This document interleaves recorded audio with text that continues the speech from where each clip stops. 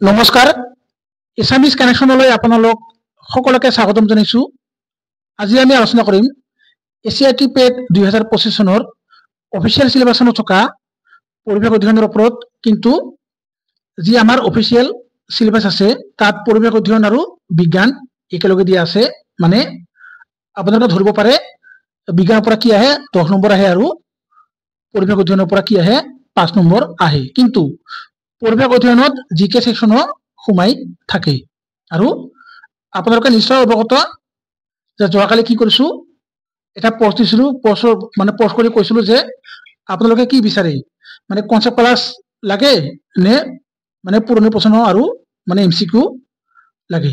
কিন্তু কিছুমানে কি কৈছে কেৱল পিওআইকিউ লাগে, আৰু কিছুমানে কি কৈছে কনসেপ্ট লাগে, আৰু কিছুমানে কি কৈছে কনসেপ্ট প্লাস পিওআইকিউ মানে একেলগে লাগে।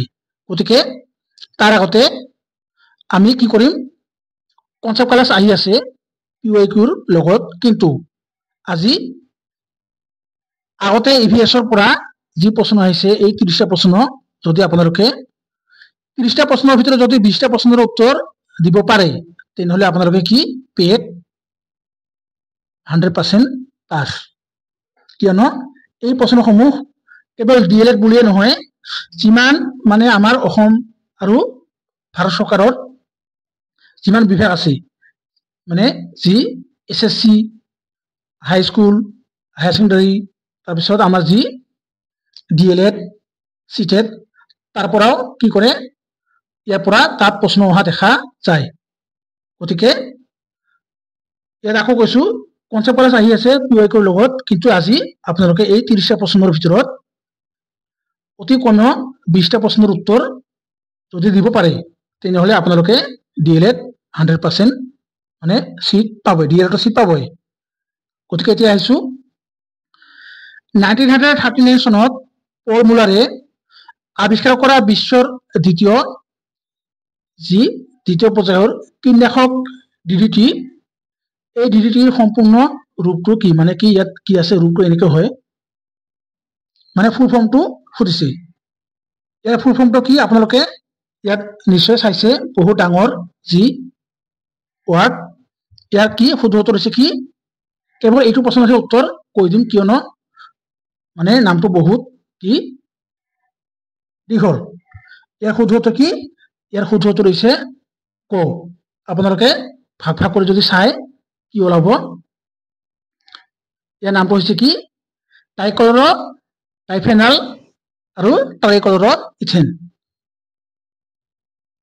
গতিকে এই 1 নম্বৰৰ প্ৰশ্নৰ উত্তৰটো কি কলো কৈ দিলো, আৰু বাকি আপোনালোকে এইখিনি কমেন্ট কৰি জনাব মানে কেইটা প্ৰশ্নৰ উত্তৰ দিব পাৰে। ৰেড ডাটা বুক নিশ্চয় মনত পৰিছে, তলৰ কোনটো সংস্থাই কি কৰে প্ৰকাশ কৰিছে বা প্ৰকাশ কৰে, এইখিনি নকওঁ চমুকৈ কৈছো IRF, IUCN, FSI আৰু WHO। নিশ্চয় নম্বৰ মনত পৰিছে, কমেন্ট কৰি জনাব। ৰাষ্ট্ৰীয় উদ্যান এখনত কি সংৰক্ষণ কৰা হয়, উদ্ভিদ আৰু প্ৰাণী, কেৱল উদ্ভিদ কেৱল প্ৰাণী, ওপৰত এটাও নহয়। তাৰপিছত জীৱাশ্ম ইন্ধন দহনৰ ফলত বায়ুমণ্ডলত কাৰ্বন ডাই অক্সাইডৰ মানে যি CO2 বুলি আমি জানো তাৰ পৰিমাণ কি হয়, কমি যায়, বৃদ্ধি হয়, একে থাকে, আৰু ওপৰৰ এটাও নহয়। কমেন্ট কৰি জনাব। আৰু এইখিনিতে আপোনালোকক মানে কৈছো যে মানে কিছুমানে কমেন্ট কৰিছে যে মোৰ ভাষাটো কি কৰিব লাগে, অলপ ভাল কৰিব লাগে। কিন্তু আপোনালোকে নিশ্চয় অৱগত ভাষা হৈছে কি এটা নেচাৰেল প্ৰচেছ, স্বাভাৱিক প্ৰক্ৰিয়া, ই কেতিয়াও মানে সলনি কৰিব পৰা নাযায় ইয়াক। আৰু আপোনালোকক এইখিনিতে কৈছো মোৰ যি ভাষা ই হৈছে কি গোৱালপৰীয়া ভাষা, আৰু গোৱালপৰীয়াৰ কি কৃষ্ণী অঞ্চলৰ আমাৰ যি হাবৰাঘাট আছে, হাবৰাঘাটীয়া, এইবোৰ হৈছে কি হাবৰাঘাটীয়া ভাষা। আৰু আমাৰ যি অসমীয়া মেজৰ লোৱা ল'ৰা ছোৱালী আছে মানে ছাত্ৰ ছাত্ৰী সকলোৱে নিশ্চয় পঢ়িছে আমাৰ যি গোৱালপৰীয়া উপভাষা। এই উপভাষাৰ লগত আমাৰ যি হাবৰাঘাটীয়া ভাষা, এই হাবৰাঘাটীয়া ভাষা কি ইয়াৰ কি এটা ইতিহাস আছে। আৰু আমাৰ ভাষাত কি কোৱা হয়, হাবৰাঘাট পাৰবাগ, যোনফালে ইচ্ছা ওইফালে হাত, এইবিলাক হৈছে আমাৰ ভাষা। এইখিনিকে কলো, মানে ভাষা কেতিয়াও কি কৰা নাযায়, সলনি কৰিব পৰা নাযায়। কি এককৰ দ্বাৰা শব্দৰ প্ৰবলতা নতুন কি তুলনা কৰা হয়? থাৰ্মোমিটাৰ, ডেচিবেল, সিসমোগ্ৰাফ আৰু বেৰমিটাৰ। কমেণ্ট কৰি জনাব। ভোপাল গেছ দুৰ্ঘটনা কিমান চনত সংঘটিত হৈছিল? 1983, 81, 84 আৰু 85। ভাৰত হৈছে পৰিৱেশ সুৰক্ষা আৰু সংৰক্ষণৰ ক্ষেত্ৰত সাংবিধানিকভাৱে আমাৰ যে সংবিধান, এই সাংবিধানিকভাৱে কি নিয়ম তথা আইন প্ৰণয়ন কৰা প্ৰথমখন দেশ, দ্বিতীয়, চতুৰ্থ, তৃতীয় কি হয় কমেণ্ট কৰি জনাব। আৰু ইয়াত যিখিনি প্ৰশ্ন ইনক্লুড কৰিছো, আমাৰ যিখন অফিচিয়েল চিলেবাছ আছে, বাৰে বাৰে কৈছো, তাৰ লগত সংগতি ৰাখিহে সকলোবোৰ টপিকছ ইয়াত ইনক্লুড কৰি কি কৰিছো, যিখিনি প্ৰশ্ন বাৰে বাৰে আহি থাকে সেইখিনি ইয়াত ইনক্লুড কৰিছো। কিন্তু কেৱল এই প্ৰশ্নখিনিয়ে আপোনালোকৰ কাৰণে সাফিচিয়েণ্ট নহয়, কিয়নো ইয়াৰ ওপৰত আপোনালোকে বিস্তৃতভাৱে আলোচনা কি কৰিব লাগিব, পঢ়িব লাগিব, মানে কনচেপ্ট জানিব লাগিব। আৰু ভাৰতে কিমানতম সংবিধান সংশোধনৰ দ্বাৰা পৰিৱেশ সুৰক্ষা, পৰিৱেশৰ যি সুৰক্ষা, এই সুৰক্ষাৰ সাংবিধানিক আইন তথা নিয়ম প্ৰণয়ন কৰে? 42, 51, 84 আৰু 43 কি হয় কমেণ্ট কৰি জনাব। ভাৰতীয় সংবিধানৰ কিমান নং অনুচ্ছেদ অনুসৰি এখন দেশে পৰিৱেশৰ যি সুৰক্ষাৰ উন্নতি তথা দেশৰ অৰণ্য আৰু বন্যপ্ৰাণীৰ নিৰাপত্তাৰ প্ৰচেষ্টা কৰিব লাগে বুলি কোৱা হৈছে? এই প্ৰশ্নটো 2024 চনত আহিছিল। আৰু প্ৰশ্নৰ যি পেটাৰ্ণ ই অলপ সলনি কৰি দিছে আৰু অপশ্যন একেই আছিল। গতিকে এইবাৰ এই প্ৰশ্নটো যিহেতু মানে আহিব পাৰে নাহিব পাৰে, কিন্তু ইয়াৰ লগত ৰিলেটেড আৰু এটা প্ৰশ্ন আছে, মানে যদি এই প্ৰশ্নটো আহিছে, কিয়নো ই হৈছে আমাৰ জীৱনৰ লগত জড়িত। কিয়নো পৰিৱেশ মানে কি? পৰিৱেশ হৈছে আমাৰ জীৱনৰ লগত জড়িত। পৰিৱেশ নাথাকিলে আমি কি জীয়াই থাকিব পাৰিম নেকি? সেই যে পঢ়িছিলো প্লান্টৰ। ভাৰতীয় সংবিধানৰ কিমান নং অনুচ্ছেদ অনুসৰি এই প্ৰশ্নটো কলো, কিন্তু এইটো আছে কি আহিব পৰা।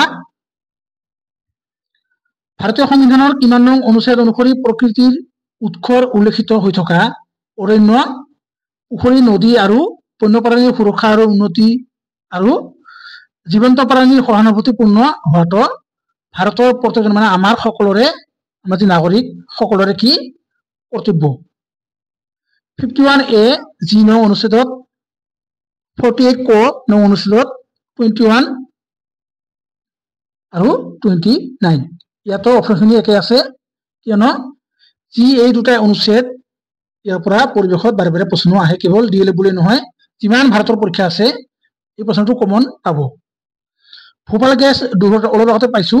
ভোপাল গেছ দুৰ্ঘটনাত নিৰ্গমন হোৱা মানে নিৰ্গত হোৱা গেছটো হ'ল কি ছডিয়াম আইসোচায়ানেট, আৰু বাকীখিনি নকওঁ, একে অপশ্যন আছে মিথাইল, ইথাইল আৰু কোনোটাই নহয়। এলপিজি লিকুইড পেট্ৰলিয়াম গেছ, আমাৰ যে ঘৰত ভাত ৰন্ধা গেছ, তাৰ প্ৰধান উপাদান কি? বিউটেন, প্ৰপেন, ইথানল আৰু ইথেন। আৰু লগতে এই এলপিজি গেছে কি হয় গন্ধ ওলায়, ইয়াত কি থাকে কমেণ্ট কৰি জনাব। ইয়াৰ ওপৰতো প্ৰশ্ন আহিছিল, এইবাৰো মানে অহাৰ সম্ভাৱনা আছে।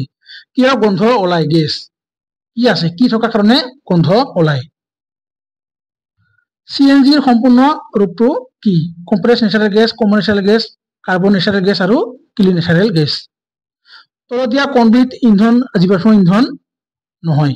যদি নহয় বুলি কয় সকলোবোৰ কনচেপ্ট জানিব লাগিব, আৰু হয় বুলি ক'লে যদি মনত থাকে সেইটোৱে কাৰেক্ট এনসাৰ। যদি নহয় বুলি কয় আমাৰ গোটেইকেইটা অপশ্যন পঢ়িব লাগিব। বিশেষকৈ চিটেৰ পৰীক্ষাত মানে নট বুলি বেছি দিয়ে আৰু সময় একেবাৰে খাই দিয়ে। সাগৰ পৃষ্ঠৰ উষ্ণতা কিমান ডিগ্ৰী চেলচিয়াছতকৈ বেছি হলে ঘূৰ্ণী বতাহ উৎপন্ন হয়? আমি বিজ্ঞানত আলোচনা কৰিছো কিমান ডিগ্ৰী? 26 ডিগ্ৰী চেলচিয়াছতকৈ কম, বেছি আৰু 26 ডিগ্ৰী চেলচিয়াছ কেৱল ওপৰৰ এটাও নহয়। কি হ'ব কমেণ্ট কৰি জনাব।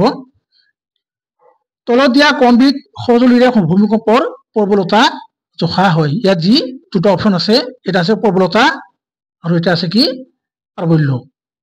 আপোনালোকে কনফিউজ নহব, প্ৰবলতা আৰু প্ৰাবল্য বেলেগ বেলেগ হয়।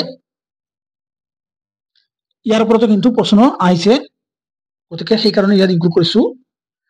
তলৰ কোনবিধ সম্পদ নৱীকৰণযোগ্য? বক্সাইট, পাই থকা অক্সিজেন ইউৰেনিয়াম আৰু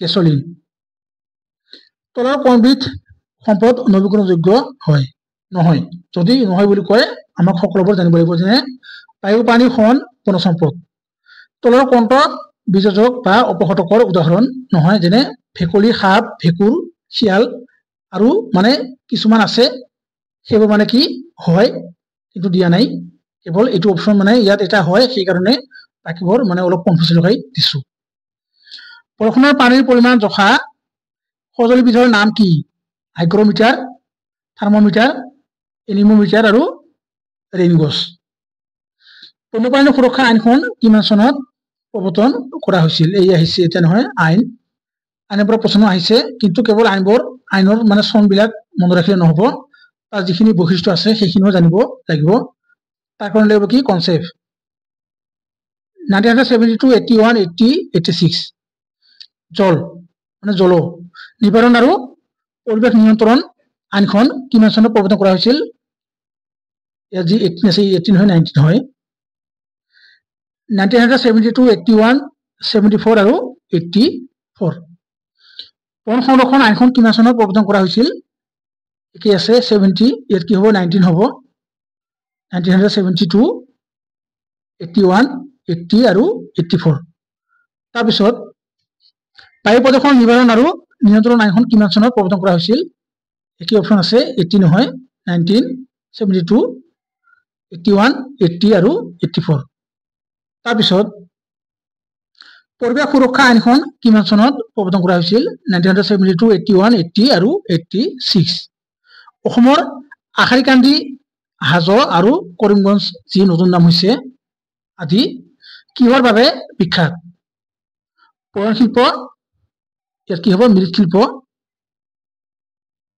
আৰু ধাতু শিল্প আৰু চিত্ৰ শিল্প কি হ'ব কমেন্ট কৰি জনাব এই প্ৰশ্নটো কি আমাৰ ডিএলএড পিৰিয়ড টেষ্টৰ আমাৰ যি ডিএলএড পেড কমন মানে প্ৰিয় মানে বাৰে বাৰে আহে অসমৰ সৰ্থেবাৰী কিহৰ বাবে বিখ্যাত পৰিৱেশ অধ্যয়নৰ হয় বয়ন শিল্প কাঠ শিল্প ধাতু শিল্প পিতল শিল্প অসমৰ হাজো কিহৰ বাবে বিখ্যাত বয়ন শিল্প কাঠ শিল্প ধাতু শিল্প পিতল শিল্প এইবোৰ প্ৰশ্ন আমাৰ ডিএলএড পিৰিয়ড টেষ্টত পৰিৱেশ অধ্যয়নৰ পৰা আহিছিল আৰু পৰিৱেশ অধ্যয়নৰ কিতাপতে এই ইয়াৰ মানে কি মানে শেষৰ 3-4টা প্ৰশ্ন লৈছো প্ৰাণীয়ে উদ্ভিদক খাদ্য হিচাপে গ্ৰহণ কৰে বাবে প্ৰাণীবোৰক কি বুলি কোৱা হয় উৎপাদক উপভোক্তা বিযোজক আৰু খেলাই কি হ'ব কমেন্ট কৰি জনাব এই 30টা প্ৰশ্ন আলোচনা কৰিলো আৰু ইয়াৰ প্ৰথমটোৰ যি মানে অলপ দীঘল কি আছিল নাম আছিল তাৰ উত্তৰ কৈ দিছো আৰু বাকি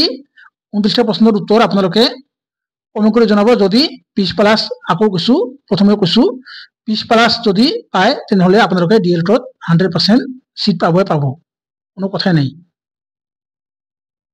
গতিকে এইখিনি আজি আলোচনা কৰিলো ইয়াৰ পৰৱৰ্তী সময়ত ইয়াৰ যি কনসেপ্ট ক্লাস আৰু লগতে যি পিওয়াইকিউ মানে এমসিকিউ আৰু আগতে অহা প্ৰশ্ন সেইখিনি কি কৰিম আলোচনা কৰিম সময় মানে যদিও নাই সময় কিন্তু আছে এতিয়াও আৰু এই মাহ মানে আছে এই মাহ নাই যদিও মানে আছে মোটামুটি 25 এনে মানে ৰিভিজন কৰোতে যাব গতিকে শেষত জয় অসম